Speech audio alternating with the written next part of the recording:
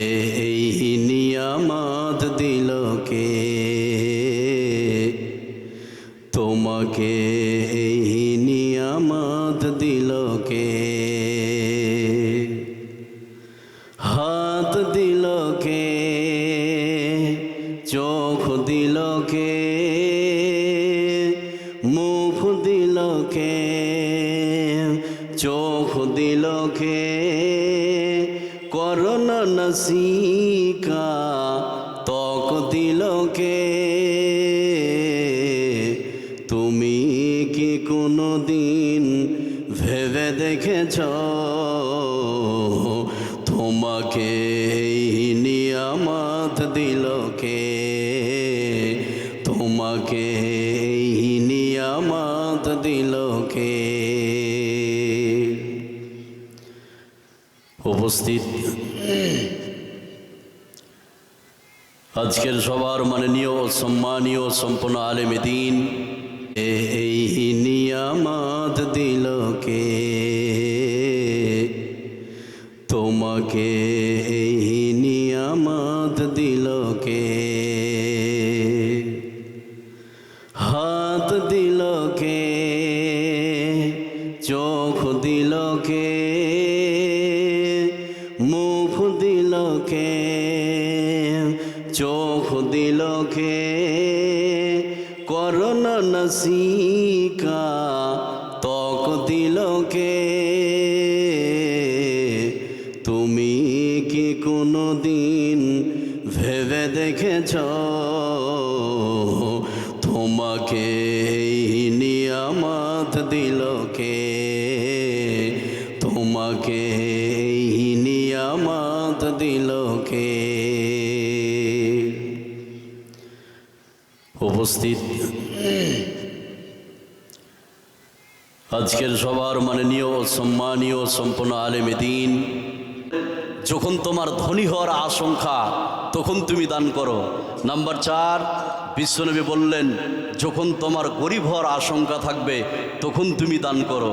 এই কঠিন মুহূর্তগুলো, এই 4টা সময়ে বিশ্বের নারী পুরুষ যদি দান করতে পারে ওই দান শ্রেষ্ঠ বলে বিবেচিত হবে। সুবহানাল্লাহ বলবেন না? 1 নাম্বার 2, এখানে যতগুলো লোক বসে আছেন কথা বলবেন না, খুব খেয়াল করুন। আল্লাহ যদি কোনো মানুষের উপরে রাগ করে থাকেন, গুসা করে থাকেন, যে আল্লাহর উপরে রেগে আছে, আপনার প্রতি রেগে আছেন, যদি এরকম বুঝতে পারেন, বিশ্বনবী বললেন যে তুমি দান করে দাও। দান এমন একটি পাওয়ারফুল ইবাদত যা আল্লাহর রাগকে মিটিয়ে দিতে পারে। সুবহানাল্লাহ বলবেন না? নাম্বার 3, বিশ্বনবী বললেন যে কবরে শাস্তি আছে না নাই? আছে।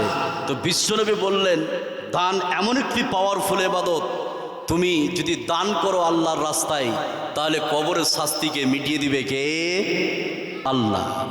নাম্বার 4, এখানে যতগুলো লোক বসে আছেন খুব খেয়াল করুন এই কথাটির দিকে। বিশ্বনবী বলছেন যে তোমরা যদি এক টুকরা খেজুর, একটা খেজুরকে অর্ধেক করলে এক টুকরা আছে না নাই? তো এক টুকরা খেজুর যদি আল্লাহর রাস্তায় দান করেন আর ওই খেজুরের টুকরাটা যদি হালাল টাকার হয়ে থাকে তাহলে ওই দানটা আল্লাহ নিজ ডান হাতে কবুল করে। সুবহানাল্লাহ বলবেন না? তাহলে প্যাকেট থেকে যদি 1 টাকা আল্লাহর রাস্তায় দান করেন আর ওই টাকা যদি হালাল টাকার হয়ে যায়, ওই দানটা আল্লাহ কোন হাতে কবুল করে? কথা বলুন, ডান হাতে। তাহলে দান এমন একটি পাওয়ারফুল ইবাদত। এবার আপনাকে আমি বলছি, এখানে যতগুলো লোক আপনারা বসে আছেন, আর একটা কথা বলে আয়াতের দিকে যাব, খুব সহজে বুঝতে পারবেন। সেটা কি? যখন আপনি দেখছেন কোনো বিপদ ঘনিয়ে এসছে, যে আপনি এখন বিপদে পড়ে যাবেন বা বিপদ সামনে দিকে আছে, বিশ্বনবী বললেন তখন তুমি দান করে দাও। কথা বলছেন না? এই দান আপনার অ্যালোপ্যাথি আর হোমিওপ্যাথি কিসে বেশি কাজ হয়? কথা বলুন। অ্যালোপ্যাথিতে এমার্জেন্সি কাজ। তাহলে দান আপনি যখন বিপদে পড়বেন তখন যদি দান করেন ওই বিপদ থেকে উদ্ধার করে দিবে কে? আল্লাহ। এবার এখানে যতগুলো লোক আপনারা বসে আছেন খুব ভালো করে শুনুন। জাকাত একটা ইবাদত আছে না নাই? আছে। তো জাকাত কি সবার উপরে ফরজ? না। জাকাত কি সবার উপরে ফরজ? না। যারা ধনত্ব ব্যক্তি, যাদের টাকা আছে, পয়সা আছে, তাদের উপরে জাকাতকে ফরজ করে দিয়েছে কে? আল্লাহ। এবার এখানে যতগুলো লোক বসে আছেন, হজ একটা ইবাদত আছে না নাই? তো হজ কি সবার উপরে ফরজ? সবার উপরে ফরজ নয়। কাদের উপরে ফরজ? যারা ধনী বিত্তশালী তাদের উপরে হজকে ফরজ করে দিয়েছে কে? আল্লাহ। এবার দেখুন, দানের অপশনটা সবারই জন্য, গরিব, ফকির, টোটো চালক, ভুটভুটি চালক, আপনার লেবার, মুচি, যতগুলো বিশ্বে মুসলিম আছে, যে অবস্থায় থাকেন না কেন সে অবস্থায় দান করার কথা বলে দিয়েছে কে? এই কথা বলুন, দান করার কথা বলে দিয়েছে কে? আল্লাহ। এর প্রমাণ এবার একটা আয়াত বলছে, এখানে যতগুলো লোক আছেন একটু মনোযোগ দেন, একটু খেয়াল করুন। আল্লাহ রাব্বুল আলামিন বলেন, الذين ينفقون في السراء والضراء والكاظمين الغيظ والعافين عن الناس والله يحب المحسنين। আল্লাহ রাব্বুল আলামিন বলেন, তোমরা সচ্ছল অবস্থায় দান করো, অসচ্ছল অবস্থায় দান করো, ধনী অবস্থায় দান করো, গরিব অবস্থায় দান করো, যেমন অবস্থায় তোমরা থাকো না কেন আল্লাহর রাস্তায় তোমরা দান করে দাও। দানের ব্যাপারে আল্লাহ রাব্বুল আলামিন বিশ্বের মানুষকে উদ্বুদ্ধ করে দিয়েছেন। জোরে বলুন সুবহানাল্লাহ। ধনী অবস্থায় দান, গরিব অবস্থায় দান। এই এবার আপনাকে আমি বলছি, কেন একটু খেয়াল করুন। ধনী আপনি আছেন, দিবেন 40,000 20,000, গরিব আছেন, দিন আনছেন দিন খাচ্ছেন, 1 টাকা দিবেন। মানে যে কোনো অবস্থায় আপনি থাকেন না কেন দান করতে বলে দিয়েছে কে? কথা বলুন, আল্লাহ। এবার একটা ঘটনার দিকে যাই, একটু খেয়াল করুন, তাহলে বুঝতে পারবেন, একটু মনোযোগ দেন। বিশ্বনবীর যুগে যতগুলো যুদ্ধ হয়েছিল তার মধ্যে একটি যুদ্ধের নাম হচ্ছে তাবুক। কি বললাম? তাবুক যুদ্ধ। এই যুদ্ধে আপনার 30,000 বীর মুজাহিদ, বীর যোদ্ধা যাবে। এবার দেখুন, ধনী ছিলেন সাহাবী, ধনীর মতো দান করেছে, সাহাবী গরিব ছিলেন, গরিবের মতো দান করেছে। তো এই তাবুকের যুদ্ধে যাবে 30,000 বীর মুজাহিদ, বীর যোদ্ধা। তার মধ্যে 15,000 সাহাবীর যাতায়াত খরচ হযরত উসমান ধনী ছিলেন, উনি বললেন যে 15,000 সাহাবীর যাতায়াত খরচ আমি উসমান একাই বহন করব। সুবহানাল্লাহ বলবেন না? 15,000 সাহাবীকে 15,000 উট দিবেন, তালোয়ার দিবেন, বর্ম দিবেন। ধনী সাহাবী, ধনীর মতো দান। এবার গরিব সাহাবীর দান দেখুন, শুনলে আপনি চমকে যাবেন। হযরত উমর সেই দিন বলেছিলেন যে আজকে আমি দানের দিক দিয়ে আবু বকরকে পিছনে ফেলে দেব।